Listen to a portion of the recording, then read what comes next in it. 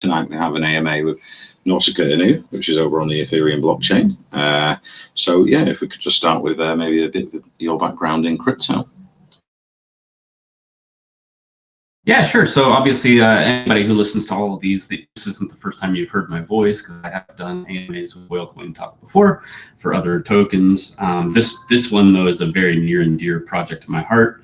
But I've been doing blockchain for about 2 years total. I don't know exactly when I started, but I've been developing smart contracts for about a year, a little under a year actually.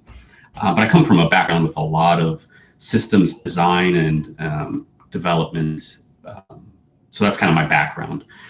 But I've probably written over 150 smart contracts that are out there somewhere in the world in DeFi, pretty much on every Solidity-based chain.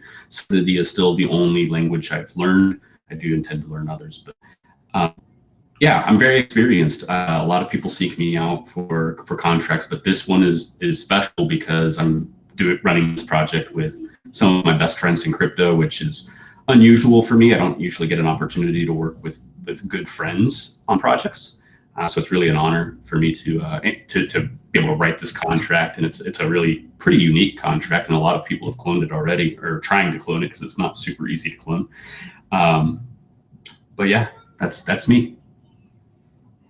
Awesome.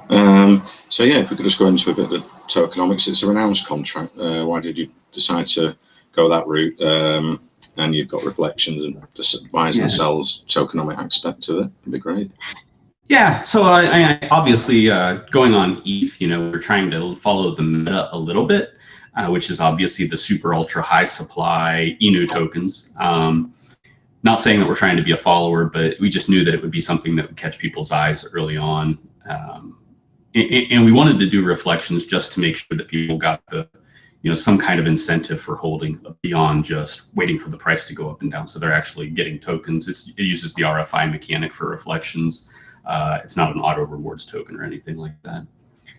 We do have a hefty marketing, which we'll go into some of the details behind that, but we have a lot of money in our marketing wallet now. And the reason that we did 5% is because we wanted to make sure that we can weather the storms, because a lot of these tokens, they do push big marketing like day one, and they pump and then they dump and then they die.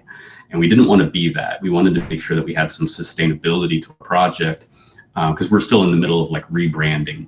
We want to make sure that we have all custom art. We're working with a fantastic artist. We haven't been able to share anything quite yet. We're hoping to get the new artwork start coming in today or tomorrow, but we don't know yet. I need to stop committing to things that are out of my control. Unfortunately, I'm on risk.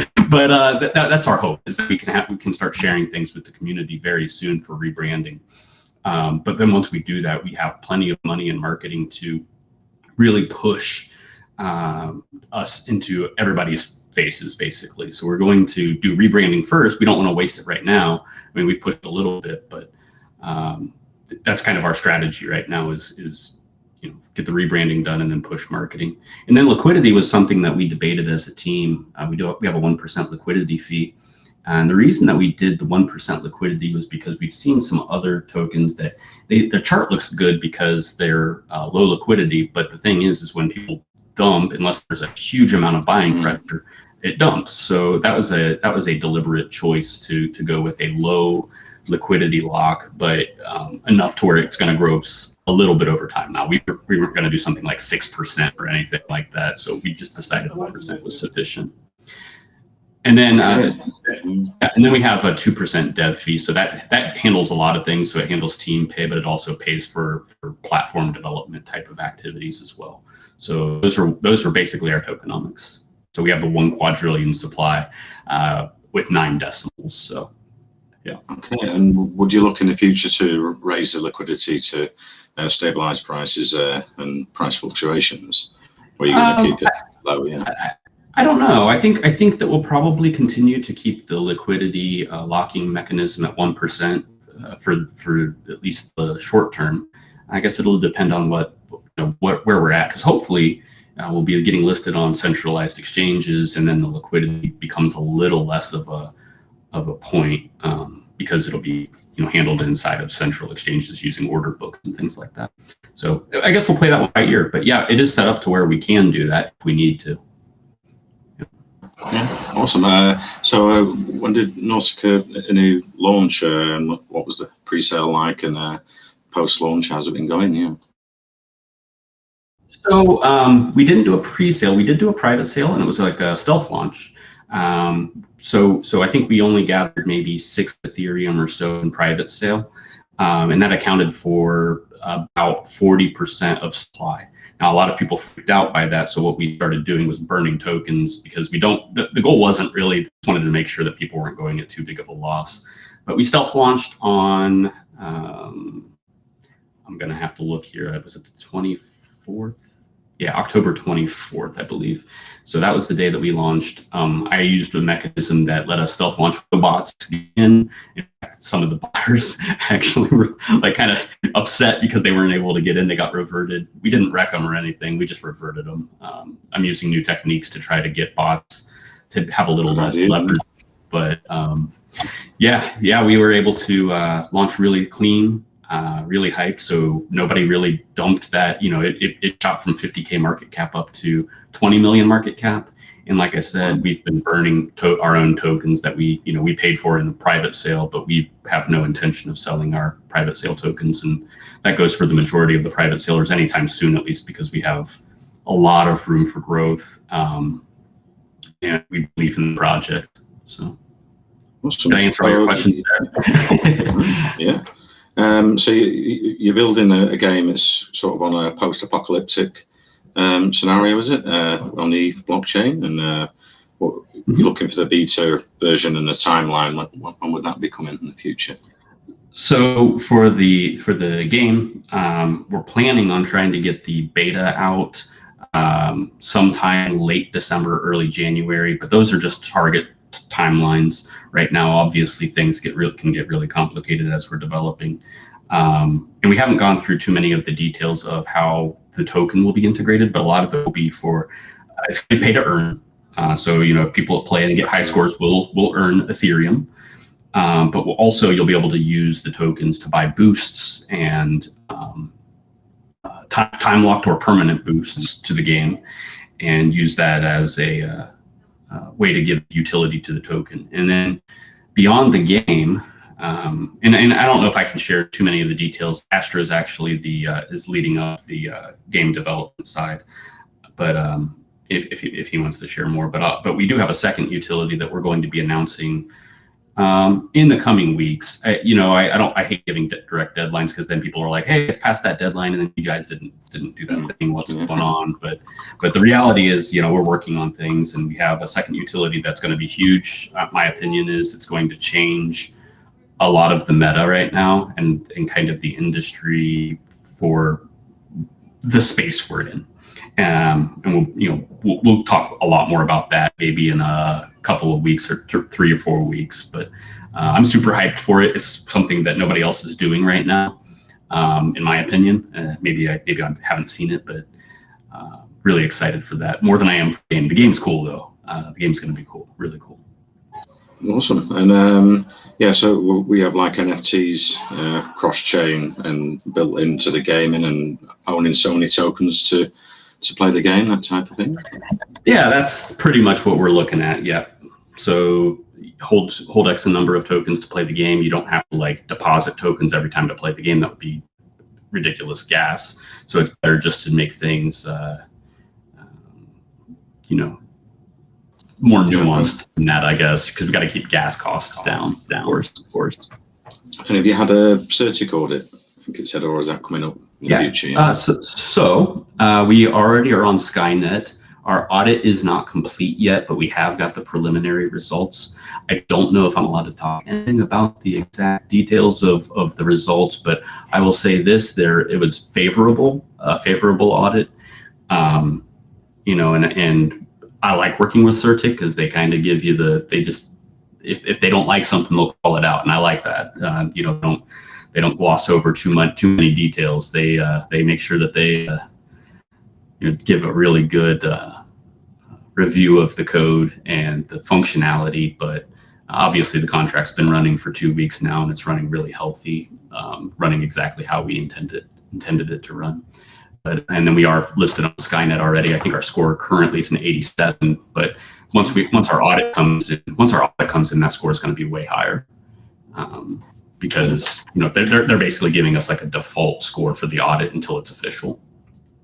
So, right. And so how many devs have you got working on the game?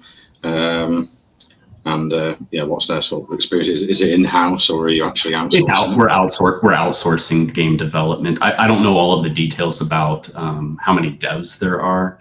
I don't know if Astro has any of those details. Astro, I don't know if you're able to speak or not. You might not be able to.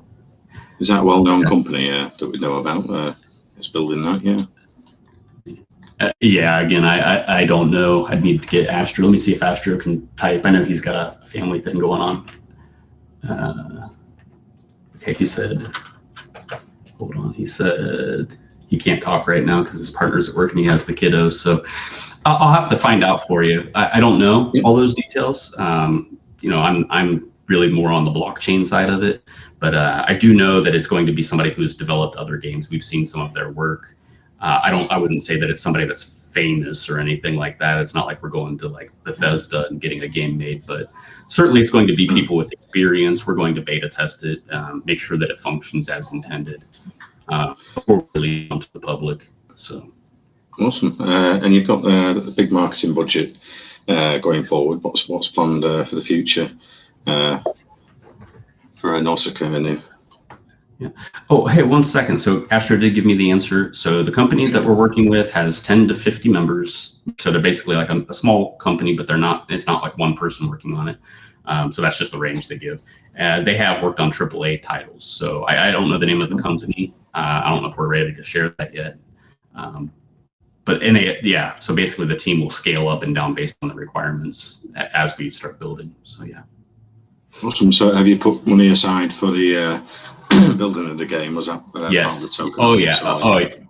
Yeah. We've put money aside for all the development of the game. Also, we have enough money for the development of our second utility. We believe at least that we have enough. We got some estimates on what that's going to cost, and then also for big marketing pushes. Chinese marketing is on our in our sites, as well as obviously like the influencers and hiring a PR company, those types of things. Those are all the things that are being worked on in the background. Awesome. Yeah. Are you planning a series of NFTs as well alongside the game? We haven't announced NFTs yet, and I got to be careful what I say here, but we have definitely been talking about NFTs. I've written NFT contracts for many other projects. I think it's probably natural that we're going to have NFTs, yes. But there's nothing that's not an official. So anybody that's part of our community is asking when NFTs, please don't do that yet, because we haven't finalized any kind of details on that. But it only makes sense to, honestly. It makes no sense not to. We have the team and the skills needed to do it, and we can make some really, really cool artwork with the subject matter we're dealing with. And is some of the team doxed or KYC through the pre-sale? Yeah. All right, so we didn't use a pre-sale, but I will say that Prisma is KYC'd with Certic. I myself am not KYC'd, but I have a pretty widespread reputation as being a Seifu or Safu dev, whatever you want to call it. I've dev'd for a lot of projects and never really had any issues to speak of, especially in terms of like losing money or anything like that. Saying all my contracts are perfect, but they're good. They're good enough to function the way they need to. Yeah. So we had Nico here the other day. He's a well-known dev on the BSC, and when you've got that respected name and you've done a lot of contracts, then it gives investors confidence to ape into projects. Definitely. Yeah, and actually, just as an aside, I haven't announced this outside of some of my groups, but I'm actually quitting my job to do crypto full time, and I'll be dedicating quite a lot of my time to Nausicaa. And along with that, I may privately KYC with like Unicrypt or somebody like that, just for safety reasons or whatever. But publicly doxing to me is not a smart idea for somebody in my position, and the reason is, if I became a target, it would be a very bad day for me and for a lot of other people. So that would not be yeah. There's lots of weirdos, in crypto. Yeah, it's not necessarily a good idea. And in America, they're quite sort of strict on things and everything. So American devs are more cautious about that. So I can open it up to the team if you've got any questions for Sir Trish. Yeah, I got a question. So just going back into the game, once it kind of picks up traction, right? Are you looking at some layer 2 solutions or something like that, since it's going to be play to earn, and some people perhaps would like to take out their earnings and faster than others? So that's kind of, is that something you're looking at, or? So yes, actually. Again, I have to be careful about what I commit to. I don't want to say that we haven't looked into it, because we absolutely have. There's a product out there that does atomic swap as a service called Moontography, if anybody's familiar with that. Floki uses them as an example for swapping between chains. So one of the things that we've been discussing is maybe having going chain and allowing people to use our tokens on another chain to be able to claim their rewards easier and play the game cheaper and buy things without the high gas fees from Ethereum. I can't promise that. I mean, it's actually really easy to set up. That's not really the issue at all. It's really more about, does it make sense for us to do that? And I think with the game, to your point, the answer is yes. We can do that and do like a layer 2. We can either go Matic or on any other platform that Moontography supports. I know they support Matic. I think they maybe have AVAX. Definitely BSC. I can't remember the whole list. I could probably go look it up pretty fast. They have Polygon, KuCoin chain, Ethereum, Binance. Oh, I think we lost you there. I might have to unmute if you come back in. Oh, yeah, there you go. Yeah. Okay. So Trish, sorry, take it away again. That's weird. Did I actually like drop out of the chat? Okay, I was talking. I thought maybe somebody muted me because I was talking too much, because that does happen sometimes. But basically we could go multi-chain and use that as a way to use layer 2 scaling for the game. And it is something that I'm getting very familiar with. I've been doing a lot of research and actually talking directly with the company to see how we can do that. And to me, that's kind of the ideal situation. That way, like you said, people could withdraw it on a different chain for lower gas fees, and either sell it or hold it or whatever they feel like doing.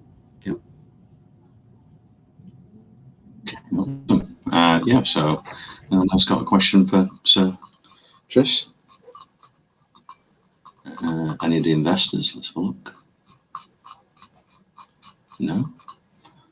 Okay, well, we can carry on ourselves. Maybe we've answered a lot of things for the project. So, if there's anything we've missed or you want to go over, I can send it back to you, Trish.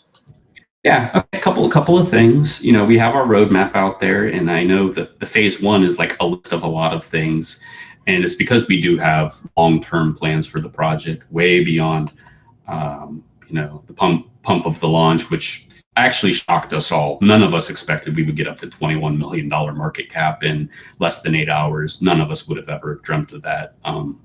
It just happened, right? So we're level setting expectations for the community. I mean, a lot of people, right now we're in a dip. It's a really good time to buy. Our floor has been pretty solid, and we've been bouncing back from the 4 million range. But obviously, people want us to immediately pump up the token, but we're not a pump and dump. We're trying to be a long-term project, where in 6 months people will still be talking about us, and people will still be investing, and we'll be rolling out more and more of our roadmap. So we do have. Yeah, yeah, and we do have a new website that's going to get launched after we get all of our rebranding done, with all new logos, all new artwork, slight, a redesign from a professional web developer. We did do a slight enhancement of our V1 website, just because it was actually, people were complaining about it so much that we just decided to hire somebody to just make a quick one. But we have hired. It might have sounded fired. We hired a guy who's going to be helping us build the final website, and he's a professional web developer, and it's going to be amazing. The other thing is we have a light paper out. We will have our game preview coming soon, in the next, hopefully the next, I'll just say 2 months. It's probably going to be sooner than that, but I don't want to commit to anything too fast. But go ahead. I'm sorry, you had a question. Yeah, and what's the size of the team, like the core team, and then you've got mods and admins? Yeah, so core team, there's 4 of us in core team chat. It's just the 4 of us. It's me, Astro, Prisma, and Bo. We're the 4 core team members. But adding mods and people who've done like write-ups for us and things like that, artists, it's probably about 15 to 20 people, I would guess, total. Cool. Amongst everybody. So yeah, that's great. Yeah, so like I say, yeah, will you be having a hefty marketing budget? Yeah, what you're planning spending that on the next few months? Yeah, I mean, so obviously Chinese marketing is going to be a big one. We're looking at, and again, I got to be careful about it. People will I've had this happen too many times where I say we're looking at, and then people assume that means we're doing it. But looking at means we're investigating whether it makes sense or not. But we're going to be looking at BTalk. We do have a Chinese community being created, as well as a lot of Chinese marketing, which is a market we want to break into, because obviously the content and the inspiration for our project is Asian influenced, so we might be able to get some really good movement there. So that's obviously one of it, but we also have plans for some bigger influencers than we've used in the past. We've been talking to some of them, try to get just more mainstream. What do I want to say? Mainstream media. Maybe not like the news, but get us in Forbes or Yahoo Finance or whatever, those types of PR things, and just get people more aware of us. But those are all the things that we've looked into. Prisma could probably give a better idea of exactly what we want to do. I'm not the marketing guy. I'm the tech guy, but we certainly have talked about a lot of different things, and we're planning. Like I said, we're planning on waiting until the branding's done. And I'm telling you, I actually, during this meeting, they just sent us the proposed logo for our new rebranding, and it's awesome. It is awesome. I mean, it is mind-blowingly good to me. And I'm a big fan of the subject matter. Nausicaa is one of my very favorite anime films of all time. I'm not a huge anime fan necessarily either, but that movie just spoke to me, and all the Miyazaki and Studio Ghibli films are like so inspirational, and I'm just so happy to be working on something with this name and be the first ones to use it, because obviously the anime Inu coins have been kind of going nuts, but this one to me is special. So yeah, anyway, so rebranding and heavy marketing. Yeah. You're planning exchanges in the future as well, yeah? Yeah. Yes. Now again, I got to be careful what I say, because I'm just gonna reiterate it, because I told somebody, like, Gate.io is our target. That's our goal, is to get listed on Gate eventually, and some other exchanges. Obviously, we would love to be on several centralized exchanges. I love Gate.io, yeah. It's only token based. It's that's where SafeMoon went, and just for them when they went there, yeah. They it's basically it's a ticket to the moon. But obviously we have to build up to that. They're not gonna, because I believe they require KYC. They also require like a full health check. So like Certic will help us get centralized exchange listings.